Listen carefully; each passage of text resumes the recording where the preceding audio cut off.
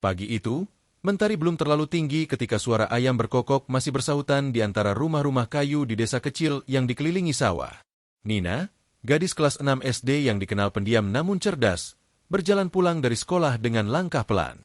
Di tangannya, ia menggenggam selembar surat undangan dari sekolah yang dilipat rapi. Pandangannya tertuju pada tanah, seperti sedang berpikir keras bagaimana cara menyampaikan isi surat itu pada ibunya. Matanya sesekali menatap langit, lalu menunduk lagi. Hatinya ragu, tapi ia tahu, cepat atau lambat surat ini harus sampai ke tangan ibunya. Di rumah kayu sederhana yang terletak di pinggir desa, Bu Marni sedang menyusun sayuran sisa dagangan pagi ke dalam tampah. Peluh masih menetes di pelipisnya, meski angin dari jendela terbuka berusaha memberikan kesejukan. Ia menoleh saat mendengar langkah kaki Nina mendekat. "Nak, udah pulang?" sapanya lembut, sembari mengelus kepala Nina yang sudah basah oleh keringat. Nina hanya mengangguk, lalu menyerahkan surat undangan itu dengan pelan. "Bu, ini dari sekolah, katanya penting." Bu Marni menerima surat itu dengan tangan sedikit gemetar. Ia membuka lipatannya perlahan dan membaca isinya. Undangan rapat wali murid dilaksanakan lusa di aula sekolah. Wajah Bu Marni berubah. Jelas sekali ada sesuatu yang mengganggu pikirannya. Ia tidak berkata apa-apa, hanya menatap surat itu lama, lalu melipatnya kembali dan meletakkannya di meja. Tak ada yang dibicarakan hari itu soal undangan. Tapi malamnya, saat Nina sudah tertidur lelap di tikar kecilnya, Bu Marni duduk di bawah cahaya lampu minyak sambil menatap surat itu lagi. Pikirannya melayang jauh. Dulu, ketika suaminya masih hidup, ia tak pernah merasa sekecil ini. Sekarang, ia hanya seorang penjual sayur keliling yang bahkan kadang tak cukup uang untuk beli bensin motor tuanya. Ia membayangkan aula sekolah yang besar, dipenuhi wali murid dari kota, berpenampilan rapi dan wangi. Lalu dirinya, dengan sandal jepit, baju kusam, dan tangan kasar penuh bekas sabun colek. Tiba-tiba, suara bisikan lama muncul lagi di kepalanya. Bisikan-bisikan yang dulu sering ia dengar di pasar, saat ibu-ibu lain menyindirnya karena hanya bisa menyekolahkan anak tunggalnya di sekolah murah. Tapi ia tak peduli. Selama Nina bahagia dan bisa baca tulis, itu sudah cukup. Tapi kini, ia harus datang langsung ke sekolah itu. Duduk di ruangan bersama orang-orang yang mungkin akan memandangnya dengan sinis. Ia menarik napas panjang, menutup mata, dan berdoa dalam hati. "Allah, kuatkan aku, bukan untuk aku sendiri, tapi untuk anakku." Keesokan harinya, Bu Marni mendatangi tumpukan pakaian lamanya yang disimpan di lemari kayu. Ia menemukan satu kebaya tua berwarna merah jambu yang pernah ia pakai saat akad nikah dulu. Warnanya sudah memudar, bagian bahu mulai robek kecil. Tapi itu satu-satunya baju terbaik yang ia punya. Ia mulai menjahitnya dengan tangan. Tak ada mesin jahit, hanya benang dan jarum warisan dari ibunya. Setiap tusukan benang terasa seperti penegasan bahwa ia ingin tampil sebaik mungkin untuk anaknya, meskipun hanya dengan pakaian lama. Hari menjelang malam, Bu Marni menghabiskan waktu berjam-jam hanya untuk menjahit dan membersihkan kebaya itu. Ia menyetrika pelan-pelan menggunakan setrika arang, menyikat bagian yang kotor, bahkan menyempatkan untuk meminjam bros kecil dari tetangganya agar bajunya terlihat sedikit lebih anggun. Sementara itu, Nina diam-diam memperhatikan dari balik pintu kamar. Ia tahu ibunya sedang berusaha sekuat tenaga. Tapi di dalam hatinya, muncul rasa bersalah. Ia tidak pernah meminta ibunya tampil cantik atau rapi. Ia hanya ingin ibunya hadir. Malam terakhir sebelum hari rapat tiba, Bu Marni duduk di depan cermin kecil yang tergantung di dinding bambu. Ia mencoba menyisir rambutnya yang sudah mulai beruban. Beberapa tetangga sempat bertanya, "Bu Marni, ngapain rapi-rapi begitu?" Tapi ia hanya tersenyum dan menjawab, "Besok saya mau ke sekolah Nina." Senyum itu menyimpan begitu banyak ketegangan. Ia tak pernah sekalipun menghadiri acara resmi di sekolah sejak suaminya meninggal. Minder. Semua rasa itu menumpuk di dadanya, tapi ia telan demi putrinya. Ia tahu, mungkin ini sepele bagi orang lain, tapi baginya, ini perjuangan. Perjuangan untuk menunjukkan bahwa meskipun ia hanya ibu dari desa kecil, ia tak kalah layak dari siapapun yang akan duduk di ruangan itu. Saat lampu dimatikan dan seluruh rumah gelap, terdengar helaan napas panjang dari ranjang bambu di sudut ruangan. Itu bukan napas lelah semata, tapi napas seseorang yang sedang mempersiapkan diri bukan hanya secara fisik, tapi mental. Hari besar akan datang, bukan untuk dirinya, Tapi untuk martabat anaknya yang selama ini ia perjuangkan dalam diam. Ia tahu, dunia bisa saja memandang rendah seorang penjual sayur. Tapi ia percaya, jika hati ikhlas dan niat tulus, maka Allah akan menyaksikan semuanya. Dan mungkin, suatu hari nanti, dunia juga akan melihat. Besok pagi, saat langkah pertamanya menginjak halaman sekolah itu, ia tahu, inilah momen yang akan mengubah banyak hal, bahkan jika dirinya sendiri belum menyadarinya. Malam masih basah oleh embun saat Bu Marni menyalakan lampu minyaknya sekali lagi. Udara desa terasa dingin menembus pori-pori kulit, tapi tangan perempuan itu justru berkeringat. Di depannya, kebaya merah jambu yang sudah mulai ia rapikan kemarin, terhampar di atas meja kecil dari kayu nangka. Di sampingnya, jarum yang sudah diisi benang berwarna senada terlihat siap bekerja. Ini bukan sekadar menjahit kebaya lama, melainkan menjahit keberanian yang sudah lama hilang sejak ia menjadi janda. Suara jangkrik dari luar rumah bersahut-sahutan, menjadi latar bunyi malam yang sepi. Tapi di dalam hati Bu Marni, suara-suara masa lalu kembali berdentang. Kenangan ketika ia masih berdampingan dengan suaminya, saat mereka bersama-sama mengantar Nina masuk sekolah dasar. Ketika masih ada tangan yang menggenggamnya, memberi semangat, dan membisikkan, "Jangan takut, kita jalani bareng-bareng." Kini, semua itu tinggal gema. Dan sisa-sisa semangat yang tertinggal, ia jahit pelan-pelan bersama kebaya itu. Tangannya mulai bekerja. Setiap tusukan jarum ke kain terasa seperti tusukan ke perasaannya sendiri. Robekan di bahu kebaya yang dulu terkena paku di pasar kini dijahit ulang, dengan teliti dan hati-hati. Meski cahaya dari lampu minyak seringkali redup dan membuat matanya perih, Bu Marni tak mengeluh. Ia bahkan tidak memperhatikan bahwa jemarinya mulai lecet karena terus menekan ujung jarum. Fokusnya hanya satu, menyelesaikan baju yang akan ia kenakan dengan penuh hormat. Ia tak ingin terlihat menyedihkan. Bukan karena malu pada orang lain, tapi karena ia tahu, hari itu, semua mata akan tertuju pada para orang tua. Dan ia tidak ingin Nina menunduk malu karena ibunya tampak lusuh atau kumal. Sesekali, ia berhenti sejenak untuk menarik napas. Ia melirik foto keluarga kecil mereka yang tergantung di dinding. Gambar lama, warnanya mulai memudar, tapi kenangan di dalamnya tetap segar. Di sana, terlihat ia, suaminya, dan Nina yang masih balita. Wajah suaminya yang tersenyum lebar seperti berkata dari balik bingkai, "Kamu pasti bisa, Marni." Air mata hampir jatuh, tapi ia tahan. "Nggak boleh cengeng," gumamnya. "Besok aku harus kuat." Ia pun melanjutkan menjahit dengan gerakan makin tenang, makin yakin. Seolah semua ketakutan yang sempat hinggap di dada perlahan-lahan, ia buang melalui setiap jahitan yang makin rapi. Menjelang tengah malam, kebaya itu pun selesai dijahit. Ia memeriksa setiap sisi, memastikan tak ada benang yang terlewat. Lalu ia melipatnya dengan penuh kehati-hatian, seperti seseorang melipat lembaran harapan. Ia kemudian menggantungnya di sudut ruangan, jauh dari dapur, agar tidak terkena asap atau bau masakan. Ia ingin kebaya itu bersih, harum, dan siap menjadi saksi hari penting esok lusa. Besoknya, ia pergi ke rumah tetangganya, Embok Tuni, yang memiliki setrika arang. Dengan malu-malu, ia minta izin untuk meminjamnya. Embok Tuni yang melihat sikap Bu Marni agak berbeda dari biasanya. Lebih diam, lebih tegang, akhirnya bertanya, "Kowe arep nang endi tu, Marni? Rapi-rapi gini." Bu Marni menjawab pendek, "Sekolah Nina, ada rapat orang tua." Senyum tipis terlukis di bibirnya, tapi mata tetap penuh kecemasan. Embok Tuni hanya mengangguk dan memberikan setrika arang itu sambil berkata, "Hati-hati ya, panas." Setelah membawa pulang setrika itu, Bu Marni mulai menyalakan arang dan menunggu hingga cukup panas. Ia mengalasi kebaya itu dengan kain tipis, lalu menyetrika bagian demi bagian. Setiap garis lipatan di kebaya diluruskan dengan kesabaran. Tak ada lipatan yang boleh kelihatan kusut. Ia ingin tampil sebaik mungkin. Bahkan untuk pertama kalinya dalam bertahun-tahun, ia menyemprotkan parfum lawas peninggalan suaminya yang dulu mereka beli saat ada pasar malam keliling di kota kecamatan. Wanginya sudah tak sekuat dulu, tapi cukup untuk membuat dirinya merasa lebih percaya diri. Saat kebaya sudah selesai disetrika, ia mencoba memakainya di depan kaca kecil.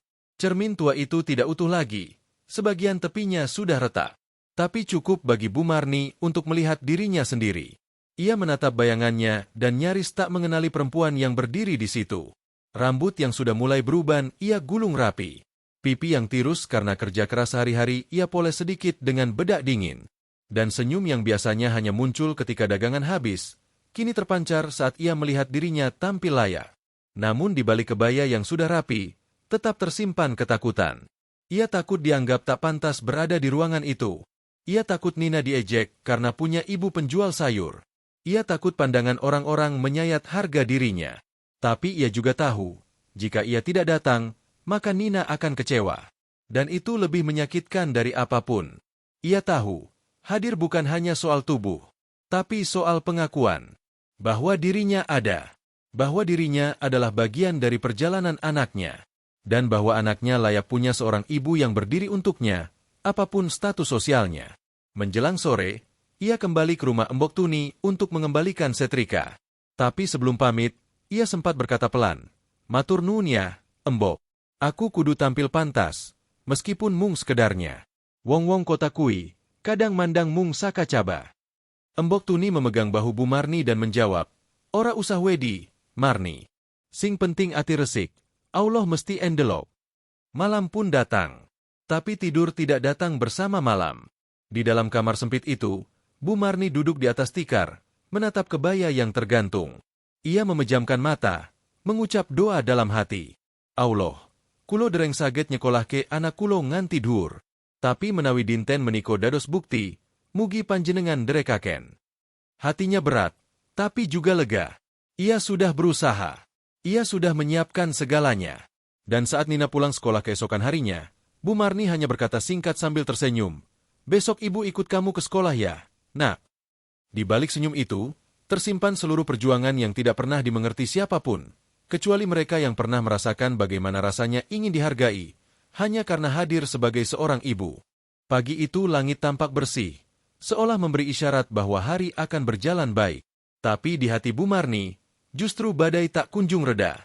Ia berdiri di depan cermin kecil rumahnya, mengecek ulang kebaya yang sudah disetrika kemarin. Wajahnya terlihat lebih tenang dibanding hari-hari sebelumnya, tapi dari getar halus di tangannya, terlihat jelas bahwa ia sedang berusaha keras menahan gugup. Nina menghampiri ibunya dengan wajah datar, tapi mata penuh tanya. "Bu, yakin mau ikut?" Bu Marni mengangguk pelan. "Iya, Nak. Ini hari penting buat kamu." Nina menggenggam tangan ibunya. Tidak banyak kata yang diucap, tapi dari tatapan matanya, ada haru yang tak bisa disembunyikan. Mereka berjalan kaki ke sekolah. Motor tua yang biasanya digunakan Bu Marni untuk berdagang hari itu ia tinggalkan. Ia tak ingin datang dengan motor berisik yang kadang mogok di tengah jalan. Ia ingin datang dengan tenang, meskipun harus melangkah perlahan melewati sawah, jalan setapak, dan aspal penuh lubang. Begitu sampai di halaman sekolah, suasana sudah ramai. Mobil-mobil mewah berjajar di sisi kiri dan kanan. Beberapa orang tua terlihat turun dari mobil sambil membawa tas kulit, ponsel canggih, dan mengenakan pakaian formal rapi. Beberapa ibu bahkan memakai sepatu hak tinggi dan perhiasan mencolok. Bu Marni sempat berhenti di depan pagar. Ia menarik napas panjang, lalu melangkah masuk dengan kepala sedikit tertunduk. Kebaya merah jambu yang ia kenakan tampak kontras dengan gaun modern para wali murid lainnya. Aula sekolah sudah dipenuhi suara bisik-bisik. Kursi-kursi plastik disusun rapi. Di depan terdapat panggung kecil dengan spanduk bertuliskan, "Pertemuan Wali Murid Semester Akhir SD Harapan Bakti." Lampu aula terang, membuat setiap sudut ruangan terlihat jelas. Tidak ada tempat untuk bersembunyi. Saat Bu Marni masuk, beberapa kepala menoleh. Sebagian hanya sekilas, sebagian lagi memandangi dari atas ke bawah. Di barisan tengah, duduk seorang ibu berkulit putih bersih, mengenakan setelan batik elegan, cincin emas di jari, dan rambut disanggul rapi. Ia adalah Bu Rika, salah satu wali murid paling vokal dan dikenal suka menyindir secara halus. Tatapannya singkat, tapi penuh makna. Ia membisik ke temannya di sebelah. "Itu ibunya siapa ya? Kok kayak dari kampung banget?" Temannya tertawa kecil, mencoba menutup mulut dengan tisu. Bu Marni mendengar, tapi tak menoleh. Ia hanya berjalan pelan menuju kursi kosong di pojok belakang. Ia duduk, menunduk, dan meremas-remas ujung kebayanya yang telah ia jahit sendiri. Sementara itu, Nina duduk bersama siswa lain di deretan kursi depan. Ia sesekali melirik ke belakang, memastikan ibunya baik-baik saja. Tapi setiap kali bertemu pandang, Ibunya selalu tersenyum meski jelas sekali senyumnya sedang menyembunyikan luka. Acara dimulai. Guru-guru berdiri satu persatu memperkenalkan diri. Kepala sekolah, Pak Damar, duduk tenang di kursi terdepan. Para orang tua menyimak dengan wajah bermacam-macam. Ada yang serius, ada yang sambil main ponsel, ada juga yang terlihat tidak sabar. Saat giliran sesi tanya jawab dibuka, suasana mulai berubah. Bu Rika mengangkat tangan, berdiri dengan percaya diri. Maaf, Pak Kepala Sekolah. Saya cuma ingin mengusulkan, mungkin ke depan seleksi siswa baru bisa lebih selektif lagi. Ya, biar kualitas murid dan orang tuanya juga lebih seimbang. Ucapan itu disampaikan dengan nada manis, tapi semua yang ada di ruangan tahu siapa yang sedang disindir. Beberapa wali murid tersenyum canggung. Bu Marni merasa pipinya panas. Ia tidak menyangka akan dipermalukan seperti ini, bahkan sebelum tahu harus bicara apapun. Ia menunduk, menghindari tatapan orang-orang yang mulai menoleh padanya. Pak Damar sempat diam beberapa detik. Matanya menatap Bu Rika, lalu menyapu seluruh aula. Tapi ia belum merespons.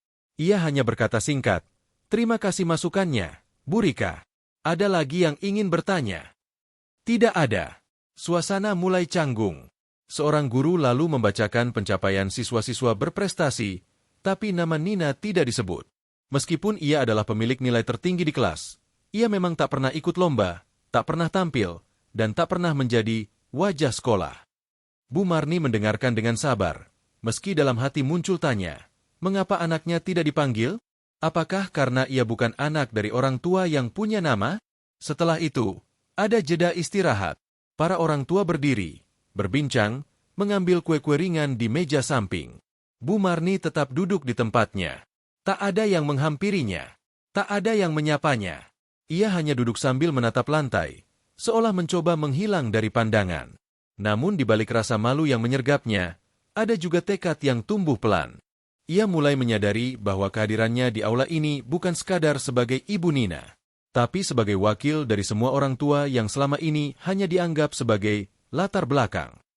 Ia mulai memahami, hari ini bukan hanya tentang dirinya yang merasa canggung, tapi tentang menyuarakan bahwa setiap anak, dari latar belakang apapun, layak dihargai. Saat semua kembali duduk dan acara dilanjutkan, Pak Damar bangkit dari tempat duduknya dan mengambil mikrofon. Wajahnya masih tenang, tapi kali ini tatapannya menusuk. Aula kembali hening. Semua perhatian tertuju padanya.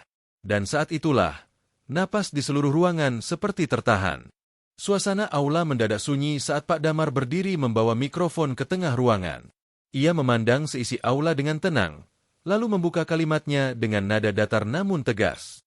Sebelum kita menutup rapat hari ini, izinkan saya menyampaikan beberapa hal yang selama ini barangkali terlewatkan. Bukan hanya soal angka-angka akademik, tapi soal sikap, nilai, dan penghargaan. Wali murid mulai saling menoleh.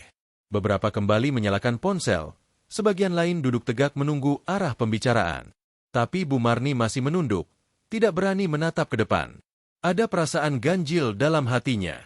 Seperti firasat bahwa sesuatu akan terjadi. Pak Damar melanjutkan. Seringkali, kita menilai anak-anak dari apa yang tampak, penampilan, fasilitas, seberapa aktif mereka di luar kelas. Padahal, ada anak-anak yang diam-diam menyimpan keajaiban. Mereka tidak terlihat karena mereka tidak berteriak. Tapi dia mereka bukan berarti kosong. Justru mereka bekerja dalam senyap, mencetak prestasi tanpa meminta tepuk tangan. Hening. Kalimat itu menggantung di udara seperti petir tanpa suara. Tiba-tiba, dari bangku depan, terdengar suara lirih namun jelas. Bu Rika kembali angkat bicara. Pak Kepala Sekolah, mohon maaf. Saya paham maksud Bapak. Tapi menurut saya, anak yang aktif itu penting. Yang tampil. Yang punya nilai lebih. Kalau anaknya tertutup, pemalu, dan ibunya bahkan tidak pernah terlihat aktif di sekolah, lalu kita mau jadikan teladan dari sisi mana, Pak? Beberapa wali murid lain tertawa kecil. Beberapa hanya tersenyum, tapi tak sedikit pula yang langsung melirik ke arah Bu Marni yang duduk sendirian di sudut aula. Saat itu, seperti ada panas yang menjalar dari ubun-ubun hingga telapak kaki Bu Marni. Dadanya berdebar keras. Telinganya menangkap jelas nada yang menyakitkan dari kalimat Bu Rika. Ia tahu, kalimat itu ditujukan padanya. Kepada Nina. Kepada hidup sederhana mereka yang selama ini dianggap tidak aktif, karena tak pernah tampil mencolok. Pak Damar diam sejenak. Ia menatap Bu Rika tajam. Bu Rika, saya hormati pendapat Ibu.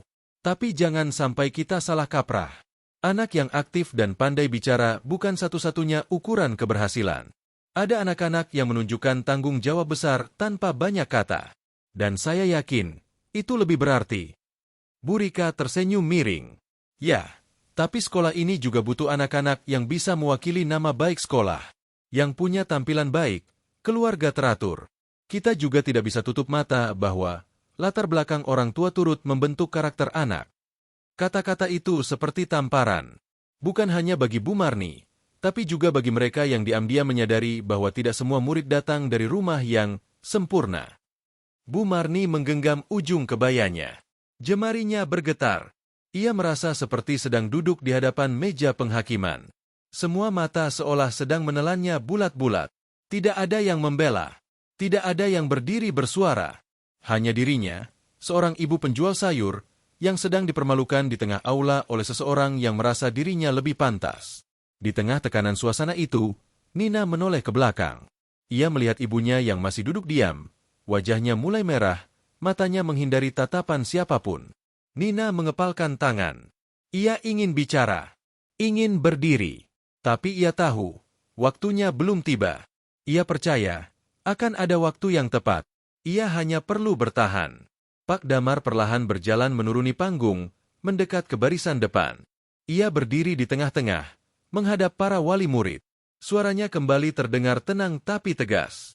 Saya ingin bertanya kepada semua orang tua di ruangan ini. Jika seorang anak bangun subuh untuk bantu ibunya berdagang, lalu tetap masuk sekolah tanpa pernah terlambat, selalu menjadi yang terbaik di kelas, tak pernah bolos, dan tetap rendah hati, apakah anak itu tidak layak kita hargai? Apakah karena orang tuanya tidak bisa datang naik mobil, anak itu jadi tak layak disebut teladan? Ruangan hening. Tidak ada satupun jawaban. Bahkan Bu Rika mulai tampak sedikit gelisah di kursinya. Pak Damar melanjutkan, saya harap kita semua bisa berkaca. Kita terlalu sibuk menilai dari permukaan, dari kulit, dari sepatu, dari tas. Tapi kita lupa bahwa sekolah adalah tempat menanam nilai. Bukan sekadar memajang gengsi. Kata-kata itu perlahan menggugah suasana. Beberapa wali murid tampak mulai menunduk. Ada yang terlihat malu. Ada pula yang memegang tangan anaknya erat. Sementara itu, Bu Marni masih diam di tempat. Tapi kali ini ia tidak lagi menunduk dalam rasa malu. Matanya perlahan menatap ke depan, ke arah kepala sekolah yang berdiri membela tanpa menyebut nama. Hatinya mulai tenang. Ia tahu, meskipun belum disebut, seseorang sedang berdiri untuk anaknya. Dan itu sudah cukup memberi kekuatan untuk tetap duduk dengan harga diri yang tidak lagi terguncang. Pak Damar menutup pernyataannya dengan kalimat sederhana. Saya tahu, semua orang tua di sini mencintai anaknya. Tapi mari kita belajar juga untuk menghormati anak orang lain. Karena kadang, yang paling hebat datang dari tempat yang tidak pernah kita lirik. Tepuk tangan perlahan terdengar. Mula-mula hanya 1-2, lalu semakin banyak. Tapi tidak semua bertepuk tangan. Beberapa masih terdiam, entah karena setuju, atau malu telah bersikap seperti yang baru saja disebutkan. Bu Rika tidak berkata apa-apa lagi. Ia hanya duduk dengan wajah datar, tapi matanya jelas-jelas tak senyaman sebelumnya. Sementara itu, Bu Marni menatap langit-langit aula, seolah sedang berbicara dalam hati. Allah, matur nuwun, ada yang berdiri untuk kami. Sesi itu pun berakhir. Tapi bisik-bisik dan pandangan belum berhenti. Namun kali ini berbeda. Ada yang mulai melirik Bu Marni bukan lagi dengan ejekan, tapi dengan rasa ingin tahu. Siapa ibu itu? Siapa anaknya? Mengapa kepala sekolah sampai bicara begitu tajam? Pertanyaan-pertanyaan itu menggantung di udara. Tapi jawaban dari semua itu belum terungkap. Setelah sesi rapat yang penuh ketegangan dan sindiran halus itu, suasana aula tak serta-merta kembali hangat. Meskipun Pak Damar berhasil menegakkan prinsip lewat kata-katanya, namun luka yang sempat ditorehkan Bu Rika masih terasa menggantung. Bagi sebagian orang tua, apa yang dikatakan kepala sekolah adalah tamparan halus. Tapi bagi Bu Marni, itu seperti pelindung tak kasat mata yang tiba-tiba muncul di saat ia hampir runtuh. Ia masih duduk di pojok ruangan, tetapi kali ini dengan dada yang tak segetar tadi. Pandangannya mulai berani menatap lurus ke depan, meskipun tak sedikit mata yang masih melirik dan membisikkan sesuatu. Sementara itu, di deretan kursi depan tempat murid-murid duduk, Nina menatap papan tulis di atas panggung. Nama-nama siswa berprestasi telah ditulis dan dibacakan satu persatu tadi pagi. Namun nama itu, namanya sendiri, tidak ada di sana. Ia tahu, ia tidak pernah ikut lomba matematika, tidak terdaftar dalam tim voli, apalagi tampil di pentas seni. Ia hanya belajar, diam-diam, dari buku-buku pinjaman perpustakaan, kadang juga dari buku bekas warung fotokopian yang disisihkan ibunya dari uang belanja harian. Tapi nilai ujiannya selalu tertinggi. Bahkan nilai raportnya 3 semester terakhir, rata-rata sempurna. Sayangnya, semua itu tidak pernah diumumkan, tidak pernah diangkat ke permukaan. Diam-diam, Nina pun tak pernah menanyakan. Ia tahu, mungkin karena ia tak punya cukup panggung. Pak Damar berdiri kembali di depan mikrofon. Kali ini, bukan untuk memberi pernyataan, tapi untuk menutup acara. Namun sebelum ia menyampaikan kalimat penutup, ia berhenti sejenak, seperti sedang memikirkan sesuatu. Lalu ia memberi isyarat kepada salah satu guru, Bu Santi, untuk mendekat. Keduanya berbicara sebentar, lalu Pak Damar mengangguk pelan. Ia kembali menatap seluruh isi aula. Sebelum kita akhiri, saya minta waktu sebentar. Ada satu hal yang ingin saya klarifikasi, ucapnya. Aula kembali hening. Tadi pagi, daftar siswa berprestasi dibacakan berdasarkan aktivitas dan lomba-lomba luar sekolah. Tapi saya sadar, kita belum menyebut satu nama. Seorang siswa yang meskipun tidak aktif di luar kelas, namun mencatatkan nilai akademik tertinggi selama 3 semester berturut-turut.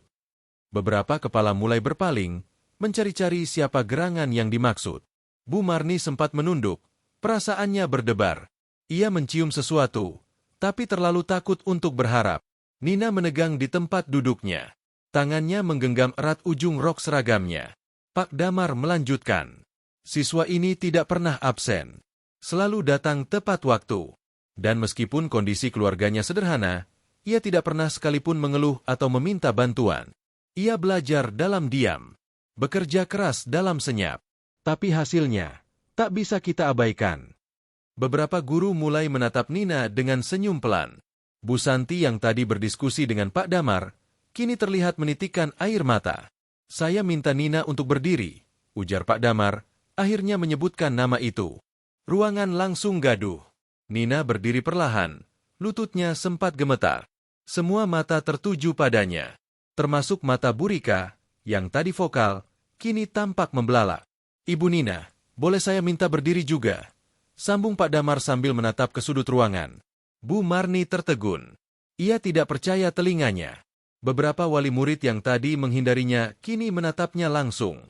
Perlahan, dengan langkah hati-hati, ia berdiri. Napasnya tak beraturan. Matanya sudah basah. Tapi ia tetap mencoba tersenyum. Tersenyum dalam perasaan yang selama ini hanya bisa ia simpan dalam doa-doa malamnya. Pak Damar menatap keduanya, anak dan ibu. Nina adalah ranking 1 3 semester berturut-turut. Tidak hanya itu, ia juga satu-satunya siswa yang lolos seleksi beasiswa penuh dari lembaga pendidikan unggulan di Jakarta. Tapi karena ia tidak pernah menceritakan hal ini kepada siapapun, informasi itu belum sempat kami umumkan. Seketika, aula bergemuruh. Ada yang bertepuk tangan. Ada yang tertunduk malu. Bahkan beberapa guru yang selama ini abai pada Nina, kini tampak berkaca-kaca. Bu Rika yang tadi penuh percaya diri, kini hanya diam. Matanya menatap Nina dengan pandangan yang tak lagi menghakimi. Bahkan mungkin, dengan rasa bersalah yang dalam. Pak Damar melanjutkan. Kita sering berpikir, yang paling layak mendapat sorotan adalah mereka yang paling menonjol di permukaan. Padahal, yang tersembunyi kadang justru lebih cemerlang. Nina adalah buktinya. Dan saya berdiri di sini, hari ini, untuk mengatakan, kita harus belajar melihat lebih dalam. Tepuk tangan menggema lebih keras. Para siswa berteriak senang. Beberapa wali murid bahkan berdiri dan ikut bertepuk tangan.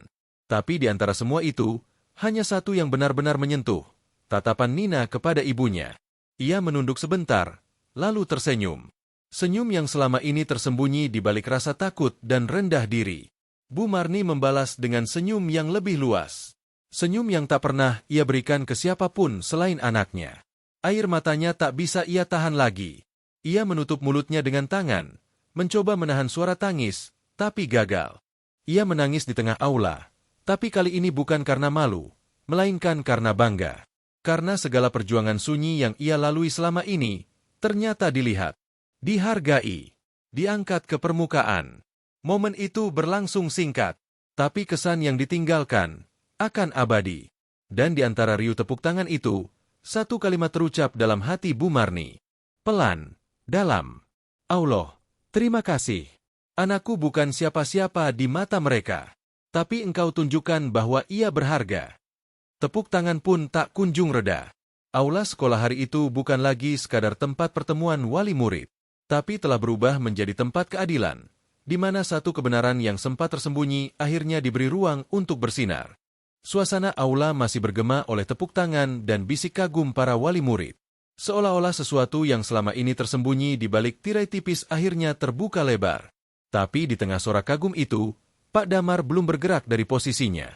Ia berdiri tegak di dekat panggung, tangannya masih memegang mikrofon, tapi pandangannya tertuju ke satu titik, ke arah Bu Marni. Mata mereka bertemu. Tak ada kata, tapi dalam tatapan itu, Bu Marni seperti mendapat kekuatan. Sebuah pengakuan diam-diam yang lebih dalam dari pujian manapun. Ia menyeka air mata di pipinya perlahan. Sementara Nina duduk kembali dengan hati yang penuh rasa yang belum bisa ia uraikan dengan kata. Di tengah keramaian itu, keheningan batin dua orang perempuan, ibu dan anak, mengalir kuat seperti sungai tenang yang menyimpan arus deras di bawahnya. Pak Damar akhirnya mengangkat mikrofon ke dekat mulutnya lagi. Aula pelan-pelan mulai senyap, menyadari bahwa kepala sekolah belum selesai berbicara. Wajahnya kali ini lebih serius. Ada semacam tekanan batin yang hendak ia keluarkan, bukan sebagai formalitas, melainkan sebagai suara hati seorang pendidik yang sudah terlalu lama menahan kecewa. Sahabat-sahabat orang tua yang saya hormati, ucapnya tenang. Hari ini, saya tidak hanya berdiri sebagai kepala sekolah, tapi sebagai saksi, bahwa ketidakadilan kadang justru terjadi di tempat yang seharusnya menjadi rumah bagi semua anak. Beberapa kepala mulai tertunduk. Tidak sedikit dari mereka yang mengerti kemana arah kalimat itu. Mungkin sebagian tersindir, sebagian lagi malu, atau bahkan baru tersadar. Pak Damar melanjutkan, saya sudah bertahun-tahun menjabat sebagai kepala sekolah. Dan setiap tahun, saya melihat satu pola yang terus berulang. Anak-anak dari keluarga yang mampu, yang aktif, yang tampil, lebih cepat dikenal. Sementara anak-anak dari keluarga sederhana, harus berkali-kali lipat membuktikan diri sebelum dilirik. Bahkan ketika mereka sudah membuktikan, tetap saja dianggap biasa. Suasana menjadi sangat hening. Tak ada satupun suara batuk atau gerakan kursi.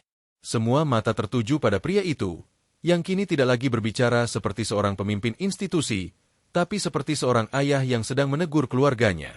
Saya ingat betul ketika awal tahun ini, seorang guru menyarankan agar Nina dipindahkan ke sekolah lain, karena dianggap terlalu tertutup dan tidak cocok di sini. Saya tolak, karena saya tahu, kadang anak-anak seperti Nina bukan tidak bisa berkembang. Mereka hanya belum diberi ruang. Dan hari ini, kita semua jadi saksinya. Beberapa guru yang duduk di barisan depan mulai gelisah. Bu Santi menunduk, matanya berkaca-kaca. Ia tahu, ia salah satu dari yang dulu menganggap Nina biasa saja. Bukan karena niat buruk, tapi karena terlalu terbiasa menilai dari apa yang terlihat. Pak Damar berhenti sejenak, lalu menatap ke arah Bu Marni lagi. Dan kepada Ibu Nina, saya ingin mengatakan, Ibu tidak perlu merasa kecil. Saya tahu, selama ini Ibu datang ke sekolah hanya saat mengambil raport, itu pun sering tidak berbicara banyak. Tapi hari ini saya tahu, Ibu telah mendidik anak dengan cara paling luar biasa, dengan kasih sayang, ketelatenan, dan pengorbanan diam-diam. Bu Marni tak mampu menahan air mata lagi. Tapi tangisnya kini bukan tangis yang menyedihkan. Itu adalah tangis kemenangan. Bukan karena berhasil mengalahkan siapapun, tapi karena akhirnya suara hatinya didengar. Di tengah aula yang dulu membuatnya ciut, kini ia berdiri tegak, meski tetap diam, karena kehormatan itu sudah disuarakan oleh seseorang yang bahkan bukan keluarganya. Pak Damar kembali bicara, kali ini dengan nada lebih personal. Saya ingin mengajak semua yang hadir untuk merenung. Kita terlalu sering memuji anak-anak dari keluarga kaya sebagai panutan. Tapi kita jarang sekali menghargai anak-anak dari keluarga miskin yang tetap jujur, gigih, dan rendah hati. Padahal, mereka juga sama berharganya. Bahkan lebih kuat, karena ditempa dalam sunyi. Ia berjalan pelan ke sisi kanan panggung, menghadap para guru. Saya juga minta maaf kepada para siswa yang selama ini kami abaikan, yang tidak kami panggil ke panggung, yang tidak kami berikan mikrofon hanya karena mereka tidak terlihat. Hari ini, itu berubah. Sekolah ini akan menjadi rumah bagi semua anak, bukan hanya yang lantang, tapi juga yang diam, bukan hanya yang bersuara, tapi juga yang mendengar. Tepuk tangan kembali bergemuruh. Tapi kali ini bukan karena kejutan, melainkan karena rasa hormat yang tulus. Orang tua yang sebelumnya duduk kaku kini mulai mengangguk pelan. Bahkan beberapa dari mereka menepuk bahu Bu Marni ketika lewat, sebagai tanda penghormatan. Bu Rika yang tadi bersuara lantang, kini hanya duduk diam. Wajahnya keras, tapi matanya berkedip lebih sering. Apakah itu pertanda ia menyesal? Atau malu? Tak ada yang tahu. Tapi semua bisa merasakan bahwa suasana telah berubah. Pak Damar meletakkan mikrofon. Ia tidak bicara lagi. Tapi langkahnya yang pelan ke arah Bu Marni menunjukkan bahwa kata-katanya belum berakhir. Ia menghampiri Bu Marni, mengulurkan tangan, dan berkata pelan, namun cukup keras untuk didengar orang di sekitarnya. Terima kasih, Ibu, telah mendidik Nina sebaik ini. Saya mewakili sekolah, minta maaf karena selama ini kami kurang adil. Bu Marni berdiri, menerima uluran tangan itu dengan dua tangannya sekaligus. Tangisnya pecah, namun tak bersuara. Ia hanya mengangguk, dan bibirnya bergetar menyebut, Matur nuwun, Pak. Matur nuwun sanget. Allah sampun paringi kekuatan. Aula itu kembali hening, tapi bukan karena gugup, melainkan karena khusyuk. Semua yang hadir seakan menyadari, hari ini bukan sekadar rapat wali murid, tapi hari di mana harga diri seseorang yang dulu diremehkan, akhirnya diangkat setinggi-tingginya. Tanpa panggung, tanpa sorotan kamera, tapi dengan kejujuran dan cinta yang nyata. Dan tanpa semua sadar, hari itu jadi awal perubahan, bukan hanya bagi Nina dan ibunya, tapi bagi cara sekolah itu memandang nilai seorang anak dan keluarganya. Sebab ketika seorang kepala sekolah berdiri, tidak hanya tubuhnya yang tegak, tapi juga nurani seluruh sekolah yang ikut berdiri bersamanya. Langkah Pak Damar yang perlahan meninggalkan Bu Marni di baris belakang aula terasa seperti gema kemenangan yang menyapu seluruh ruangan. Wajah-wajah yang tadi dingin dan menghakimi kini mulai mencair. Tapi belum semua selesai. Ada satu beban lagi yang masih mengganjal di dadanya, dan ia tahu bahwa hari ini adalah waktu yang tepat untuk menyampaikan semuanya, tanpa ditunda, tanpa dibungkam. Ia naik kembali ke atas panggung, berdiri menghadap hadirin. Kali ini tanpa naskah, tanpa catatan. Hanya dengan suara hati yang sudah tak lagi bisa dibendung. Bapak dan Ibu, saya belum selesai, katanya tenang, namun membuat semua langsung diam. Saya ingin bercerita tentang bagaimana seorang anak bernama Nina, yang sejak kelas 3 sudah menunjukkan potensi besar. Tapi ia sering menolak ikut lomba, sering tak ikut kegiatan ekskul, bahkan sering tidak pulang saat sekolah sudah bubar. Ada guru yang sempat curiga, bahkan menyarankan agar dia diberi perhatian khusus. Tapi setelah saya tanya langsung pada anaknya, jawabannya membuat saya terdiam. Pak Damar menatap Nina yang kini duduk dengan kepala sedikit menunduk, sementara air mata sudah mengalir di pipinya. Ia bilang, saya bantu ibu jualan, Pak. Kalau saya ikut lomba dan pulang sore terus, siapa yang bantu ibu? Kadang kalau saya nggak ikut jualan, ibu bisa sampai malam baru habis. Nggak tega, Pak. Suara tawa kecil bercampur tangis terdengar dari beberapa sudut ruangan. Wali murid yang tadinya bersikap tinggi hati kini mulai mencubit tangan sendiri, seolah menyadari betapa dangkal cara mereka memandang anak-anak yang tak tampil di permukaan. Pak Damar melanjutkan, dan dari jawaban itu, saya tahu, Nina bukan sekadar pintar. Ia berkarakter. Ia berbakti. Ia tidak hanya bisa menghitung rumus, tapi juga menghitung perasaan. Bagi saya, anak seperti inilah yang seharusnya menjadi contoh. Bukan hanya untuk murid lain, tapi juga untuk kita semua, orang dewasa yang kadang terlalu sibuk menilai dari kulit luar. Pak Damar kemudian memberi isyarat kepada Bu Santi untuk naik ke panggung. Guru itu naik dengan mata masih sembab, memegang beberapa lembar berkas. Ia menyerahkannya kepada Pak Damar, lalu berdiri di samping sambil menatap Nina yang kini perlahan berdiri dari tempat duduknya. Inilah hasil evaluasi semester Nina selama 3 tahun terakhir, ucap Pak Damar sambil mengangkat dokumen itu. Nilainya bukan hanya terbaik di kelasnya, tapi terbaik di seluruh angkatan.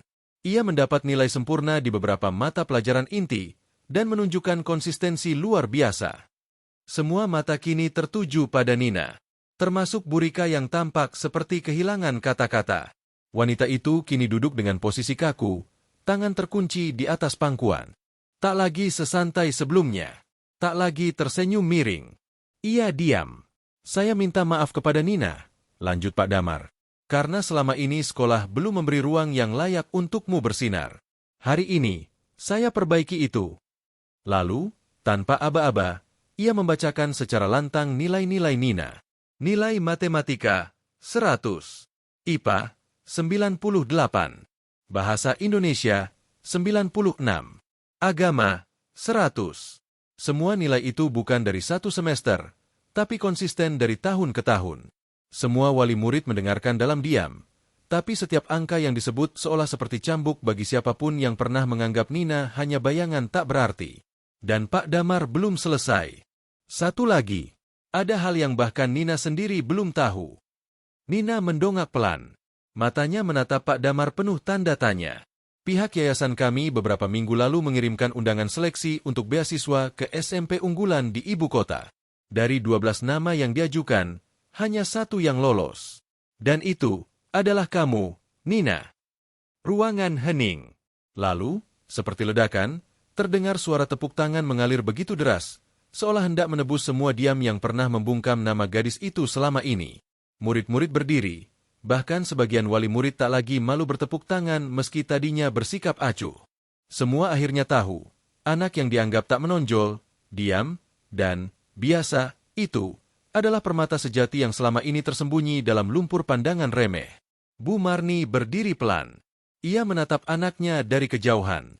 Wajahnya gemetar, namun kali ini bukan karena takut, melainkan karena kebanggaan yang tidak bisa ditampung oleh dadas kecil miliknya. Ia tahu, anaknya tidak pernah menyebut soal beasiswa itu, tidak pernah mengumbar nilai, tidak pernah meminta tepuk tangan. Tapi justru karena itulah, saat kebenaran itu diumumkan, semua menjadi lebih menyentuh, lebih menggetarkan. Nina menunduk, lalu pelan-pelan menitikkan air mata. Ia bukan menangis karena bahagia saja, tapi juga karena semua lelah yang selama ini ia pikul. Semua tekanan, rasa minder, hinaan yang pernah ia dengar ketika berjualan sayur bersama ibunya, semuanya seolah kini terbayar lunas. Hari itu, dunia akhirnya menoleh kepadanya. Pak Damar turun dari panggung, menghampiri Nina, dan menepuk pundaknya. Teruslah rendah hati, ya, nak. Kamu tidak butuh sorotan untuk bersinar. Kata-kata itu tak akan pernah dilupakan Nina. Dan semua orang yang hadir hari itu menjadi saksi, bahwa yang selama ini dianggap tak layak, ternyata jauh lebih layak dari yang mereka banggakan. Kebenaran akhirnya diumumkan. Tidak melalui kabar-kabar di sudut ruang guru, tidak lewat lembar nilai yang disimpan dalam map, tapi langsung di hadapan semua orang yang pernah meragukannya. Dan hari itu, nama Nina bukan lagi sekadar angka di papan absen. Hari itu, namanya jadi simbol bahwa kejujuran, ketulusan, dan kesederhanaan masih menang. Transisi ke bab 8, reaksi orang-orang yang dulu meremehkan. Tepuk tangan masih terdengar bergema di aula sekolah, namun bukan lagi riuh sorak tanpa arah. Kini setiap tepukan terasa berat, seperti mencoba menebus kata-kata yang pernah terucap dengan penuh kesombongan. Di barisan depan, wajah-wajah yang tadi begitu percaya diri, kini menunduk perlahan. Suasana aula berubah total. Dari semula panggung sindiran dan tatapan sinis, kini menjadi panggung penyesalan yang tak bisa disembunyikan. Nina, yang berdiri kaku di tengah perhatian itu, merasakan perubahan sikap yang mencolok. Wali murid yang sebelumnya bahkan tak mau menoleh, kini justru menatapnya dengan penuh haru. Beberapa ibu mulai berbisik-bisik, tapi kali ini bukan dalam nada mengejek. Salah satu dari mereka bahkan mencubit lengan temannya sambil berkata, "Lihat anak itu. Masya Allah, ternyata dia yang paling pintar." Namun tidak semua bisa langsung berubah. Di sudut kanan aula, Burika masih duduk diam. Jemarinya mencengkeram tas mewahnya kuat-kuat. Wajahnya yang biasanya dihiasi senyum percaya diri, kini tampak tegang. Ia tahu, semua orang tahu ia adalah orang yang pertama kali menyindir. Orang yang dengan bangga mempertanyakan mengapa anak dari kampung bisa menjadi teladan. Dan hari ini, dunia membalikkan jawabannya. Anak yang ia rendahkan, kini berdiri di atas panggung kehormatan, bukan karena penampilan, bukan karena latar belakang, tapi karena kerja keras dan ketulusan hati. Sebuah fakta yang tak bisa ia sangkal. Sekeras apapun ia mencoba menahan diri untuk tidak terlihat malu. Di tengah-tengah aula, seorang ibu muda dengan kerudung sederhana berjalan perlahan menghampiri Bu Marni. Tangannya gemetar saat meraih tangan Bu Marni dan menggenggamnya erat. "Ibu, maafkan saya. Dulu saya ikut-ikutan mereka. Saya juga sempat berpikir ibu orang yang, gak cocok duduk di sini. Tapi sekarang saya tahu, ibu jauh lebih kuat dari kami semua." Bu Marni tak berkata apa-apa. Ia hanya menatap perempuan itu dengan senyum kaku dan mata yang masih basah. Hatinya campur aduk, antara perih karena diingatkan kembali akan luka yang pernah digores, dan lega karena akhirnya semua yang dulu menutup mata, kini mulai membuka hati. Tak lama kemudian, beberapa guru juga mulai mendekati Nina. Bu Santi yang sempat memalingkan muka saat Nina dulu datang terlambat karena harus membantu ibunya, kini justru memeluk gadis itu dengan erat. Air matanya mengalir deras. "Nina, maaf ya Bu Santi dulu cuek. Ibu nggak pernah tanya kenapa kamu sering duduk sendirian di kelas. Sekarang ibu tahu, kamu sedang menahan dunia di punggung kecilmu." Nina hanya mengangguk. Tak ada kata-kata yang mampu keluar dari mulutnya. Ia hanya bisa menangis dalam diam, menerima pelukan dan permintaan maaf yang datang bertubi-tubi. Namun yang paling mencolok adalah perubahan sikap dari para siswa. Teman-teman yang dulu sering menjadikan Nina bahan lelucon, karena seragamnya yang sering lusuh, rambutnya yang tak pernah dihias pita, atau bekalnya yang cuma nasi dan tempe goreng, kini menghampiri dengan wajah malu. Salah satu anak lelaki yang sering duduk di bangku belakang, berdiri di depan Nina dan berkata pelan, "Nin, maafin aku ya. Aku sering bilang kamu anak kampung. Tapi sekarang aku ngerti, aku yang kampungan." Nina tidak membalas dengan marah. Ia hanya tersenyum kecil dan berkata lirih, "Aku nggak pernah dendam." Kata-kata itu seperti cambuk yang menghantam mereka satu persatu. Tidak ada kemenangan yang lebih menyakitkan daripada melihat seseorang yang dulu kita remehkan, justru memaafkan tanpa meminta penjelasan.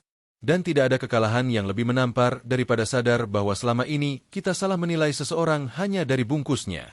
Pak Damar kembali ke podium, mengangkat tangan untuk meminta ketenangan. "Saya tahu, hari ini banyak hati yang terbuka. Banyak kesadaran yang baru muncul. Tapi jangan biarkan hari ini hanya jadi momen sesaat. Saya ingin sekolah ini berubah. Saya ingin semua wali murid, semua guru, semua siswa melihat lebih dalam sebelum bicara, meraba hati sebelum menilai." Ia menatap Nina, lalu beralih ke Bu Marni. "Dan kepada Ibu Marni, saya ingin sampaikan satu hal. Ibu adalah simbol dari ibu sejati, yang tidak butuh pujian, yang tidak pernah meminta pengakuan, tapi membesarkan anaknya dengan cinta yang tak terlihat oleh mata, tapi sangat dirasakan oleh hasilnya." Tepuk tangan kembali menggema, kali ini jauh lebih tulus. Bu Marni menunduk dalam-dalam, matanya kembali basah. Tapi kali ini, ia menangis tanpa rasa hina. Ia menangis karena akhirnya harga dirinya diakui. Ia menangis karena semua yang selama ini ia pendam, akhirnya keluar dan mendapat ruang untuk didengar. Setelah acara selesai, beberapa wali murid yang dulu menjauhi Bu Marni kini justru berebut menghampirinya. Ada yang menyodorkan tangan, ada yang meminta maaf secara langsung, bahkan ada yang menawarkan bantuan, kendaraan, atau sekadar tumpangan pulang. Namun Bu Marni hanya tersenyum, menolak halus. "Saya kesini jalan kaki bareng anak saya, dan saya pulang pun ingin jalan kaki juga. Biar saya nggak lupa rasa lelahnya. Biar saya tetap rendah hati." Kata-kata itu membuat semua terdiam. Nina menggandeng tangan ibunya. Mereka berjalan pelan meninggalkan aula. Beberapa orang masih memperhatikan dari jauh, tapi tidak lagi dengan pandangan merendahkan. Justru dengan rasa hormat yang diam-diam tumbuh di dalam hati. Hari itu, dunia seolah membalikkan peta. Yang dulunya duduk di barisan belakang, kini jadi pusat perhatian. Yang biasanya diremehkan, kini dihormati. Yang biasanya didiamkan, kini disambut. Dan bagi Bu Marni dan Nina, hari itu bukan hanya tentang pengakuan, tapi tentang bagaimana sabar, tulus, dan diam akhirnya menang melawan segala prasangka. Langkah kaki Bu Marni dan Nina perlahan menjauh dari aula, meninggalkan ruangan yang sempat menjadi saksi cemooh, lalu berubah menjadi ladang penghormatan. Terik matahari sudah mulai naik ke atas kepala, tapi rasanya sejuk di hati mereka. Jalanan kecil menuju gerbang sekolah kini terasa seperti lorong kemenangan yang sunyi, bukan karena tak ada suara, tapi karena terlalu banyak perasaan yang belum bisa dicerna dalam kata-kata. Nina menggenggam tangan ibunya erat. Ia belum banyak bicara, bahkan sejak pujian dan pengakuan dilimpahkan kepadanya. Di wajahnya, tersisa air mata yang belum sepenuhnya kering. Tapi bukan air mata kesedihan. Justru tangisan yang membasahi wajahnya hari itu adalah tangisan pembersih luka. Luka lama yang sempat dipendam di balik diam, di balik senyumnya yang selalu ia pakai meski hatinya penuh rasa minder. "Bu," ucap Nina pelan, nyaris seperti bisikan. Bu Marni menoleh lembut, menatap anak gadisnya dengan penuh rasa yang tak bisa dijelaskan. "Iya, Nak." Nina berhenti sejenak. Nafasnya berat. Ia mencoba menahan tangis yang kembali hendak pecah. Nina nggak nyangka, semua orang akhirnya tahu. Bu Marni memeluk putrinya, di tengah jalan tanah yang sepi, dikelilingi ilalang dan suara jangkrik dari kebun sebelah. Pelukannya bukan sekadar pelukan ibu, tapi pelukan dari seorang wanita yang telah memperjuangkan hidup dengan segenap jiwa, dan kini dipeluk kembali oleh keberhasilan yang ia lahirkan dengan sabar dan doa. "Ibu juga nggak nyangka, Nak." "Tapi Allah nggak pernah tidur," jawab Bu Marni lirih. Kalimat itu seperti menembus relung jiwa Nina. Ia membenamkan wajah di bahu ibunya. Baju kebaya sederhana yang dikenakan ibunya hari itu kini basah oleh air mata dan keringat, namun justru disitulah kemuliaan terletak. Di balik baju yang tak mahal, tersembunyi harga diri yang tak bisa dibeli. Setibanya di rumah, suasana hening. Tidak ada karangan bunga, tidak ada balon perayaan. Hanya dinding bambu yang biasa, lantai semen dingin, meja kayu tempat Bu Marni biasa menata sayuran. Tapi kali ini, rumah itu serasa istana, karena untuk pertama kalinya, rumah sederhana itu menjadi tempat kembali seseorang yang baru saja membungkam dunia dengan diam dan ketulusan. Bu Marni membuka lemari kayu tua, mengeluarkan sajadah dan mukena. Ia duduk bersila, memandang ke arah langit-langit rumah yang bolong di beberapa bagian. Cahaya matahari masuk dari sela-sela atap seng yang sudah berkarat. Tapi baginya, cahaya itu adalah cahaya harapan yang turun dari langit. Ia mengangkat kedua tangannya perlahan, lalu mulai berdoa. "Allah, kulo dereng saget balas kabagusan anak kulo. Nanging kulo nyuwun, paringi ridho panjenengan. Paringi kekuatan dumateng anak kulo, supados boten sombong, lan tansah eling dalanipun. Allah, aku belum bisa membalas semua kebaikan anakku, tapi aku mohon, berikanlah ridho MU. Berikanlah kekuatan kepadanya, agar ia tidak sombong dan selalu ingat jalan hidupnya." Nina memperhatikan ibunya dari balik pintu kamar. Dadanya kembali sesak. Ia tahu, ibunya tidak pernah meminta apapun darinya, selain satu hal, menjadi anak yang jujur dan rendah hati. Bahkan saat semua dunia memujinya, ibunya tetap berdoa agar ia tidak lupa siapa dirinya. Tak lama kemudian, Nina mendekat, lalu ikut duduk di samping ibunya. Mereka tidak bicara, hanya saling pandang dan saling genggam tangan. Lalu, Nina ikut mengangkat tangannya dan berdoa dalam diam. Doa seorang anak yang baru menyadari bahwa segala keberhasilan yang ia dapatkan bukan hanya hasil dari buku dan pena, tapi dari tangan kasar ibunya yang tiap pagi mencuci bayam dan wortel, dari kaki lelah yang menuntunnya ke pasar, dari peluh yang jatuh di atas nasi yang ia makan setiap hari. Semua itu, tanpa ia sadari, adalah ilmu yang lebih tinggi dari pelajaran sekolah manapun. Setelah doa itu selesai, Bu Marni membuka mata dan tersenyum. Ia menatap Nina dengan pandangan yang tak lagi sekadar melihat seorang anak. Ia sedang melihat masa depan. Masa depan yang ia bangun bukan dengan batu dan semen, tapi dengan cinta yang tak bersyarat. "Nina, kamu tahu," ucapnya pelan. "Apa, Bu?" Ibu dulu sempat ragu datang ke rapat itu. Takut malu. Tapi ternyata, ibu justru pulang dengan bangga. Nina tertawa kecil sambil menunduk. "Aku juga, Bu. Aku pikir, aku akan duduk diam, lalu pulang tanpa siapapun peduli. Tapi ternyata, semua berubah." Bu Marni menepuk tangan Nina lembut. "Itu semua karena kamu nggak pernah berhenti sabar. Dan sabar itu, nggak kelihatan, tapi kuatnya luar biasa."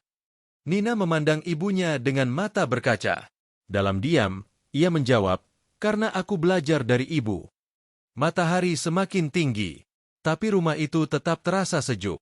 Di antara dinding bambu dan lantai dingin, tumbuh kekuatan yang tak bisa diukur oleh kekayaan atau jabatan.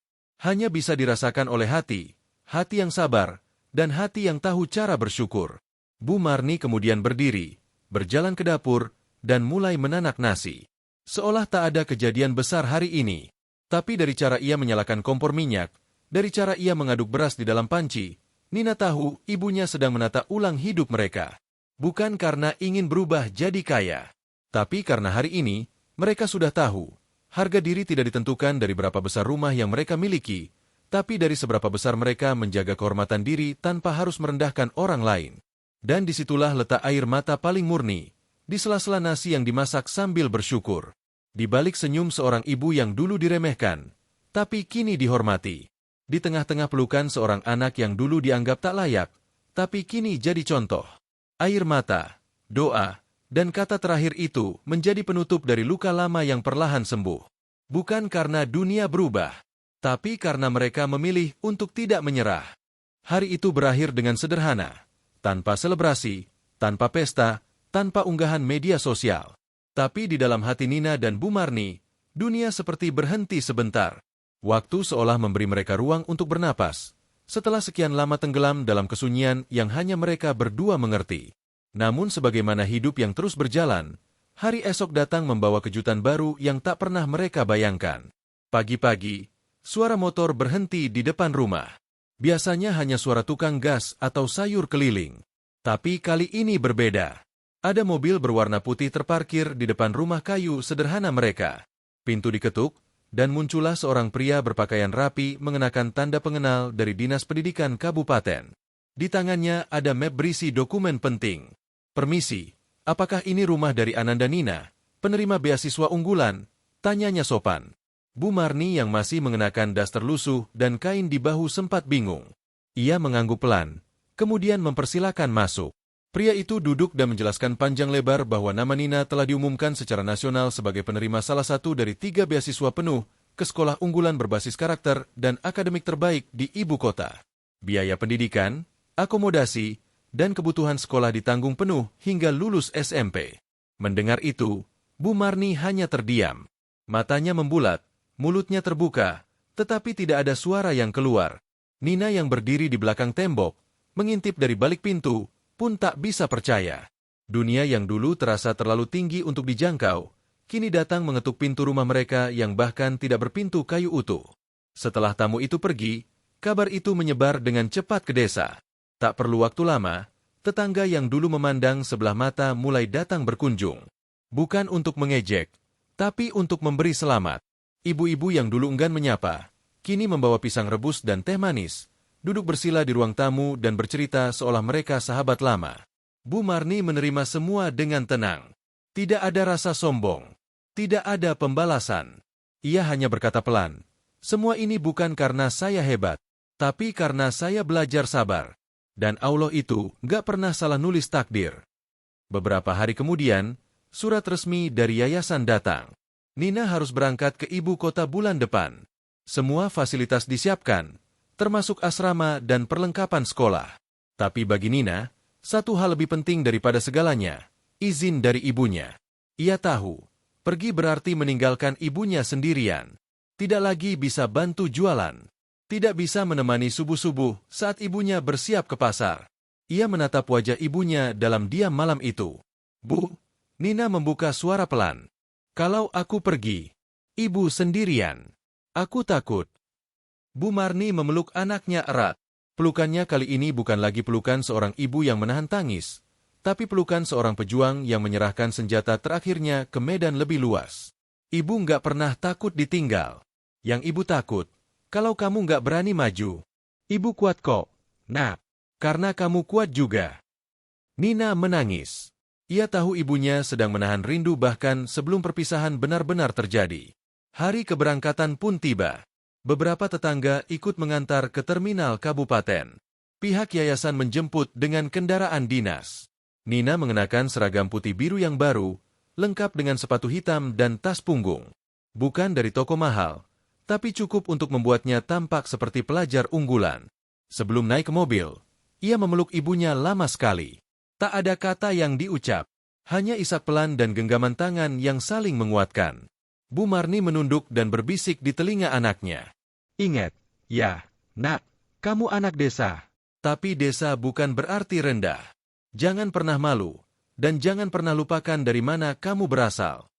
Nina mengangguk, dan masuk ke dalam mobil. Dari jendela, ia melambai. Bu Marni berdiri di pinggir jalan dengan wajah tenang, meski mata basah. Hari-hari setelah kepergian Nina adalah hari-hari sepi, tapi tidak kosong. Bu Marni kembali berdagang seperti biasa. Ia masih menjajakan sayur ke kampung-kampung dengan motor tuanya. Tapi ada satu hal yang berubah, cara orang memandangnya. Kini, saat ia lewat, tak ada lagi cemooh. Tak ada lagi senyum sinis. Yang ada hanyalah sapaan ramah, ucapan semangat, bahkan permintaan nasihat. Seorang ibu penjual sayur yang dulu dianggap biasa, kini menjadi simbol kekuatan, keteguhan, dan harapan. Ia pernah ditertawakan. Ia pernah dipandang rendah. Tapi ia tidak pernah membalas dengan benci. Ia hanya menjawab dengan hasil. Dan Nina, kini menjadi anak yang terus disebut dalam rapat-rapat pendidikan di tingkat kecamatan. Namanya muncul di selebaran, menjadi inspirasi siswa lain. Ia bukan hanya dikenal karena nilai sempurna, tapi karena kisahnya yang sederhana namun menyentuh. Ketika ia diberi kesempatan bicara di panggung nasional dalam acara penerima beasiswa unggulan, ia hanya menyampaikan satu kalimat. Aku adalah anak dari seorang ibu yang tak pernah berhenti berdoa, meski hidup kami tak pernah mudah. Semua yang kulakukan hari ini adalah untuk beliau. Seluruh hadirin berdiri memberi tepuk tangan. Di rumahnya, jauh di pelosok desa, Bu Marni menatap layar ponsel jadul pinjaman tetangganya. Tayangan Nina muncul di layar kecil itu. Suaranya tak terlalu jelas, tapi cukup untuk membuat air mata jatuh diam-diam dari sudut mata. Ia tersenyum, menatap langit sore yang mulai jingga, lalu berbisik sendiri. Allah, terima kasih. Aku nggak minta kaya. Aku cuma minta anakku diberi jalan. Dan panjenengan jawab, dengan cara yang tak pernah bisa aku duga.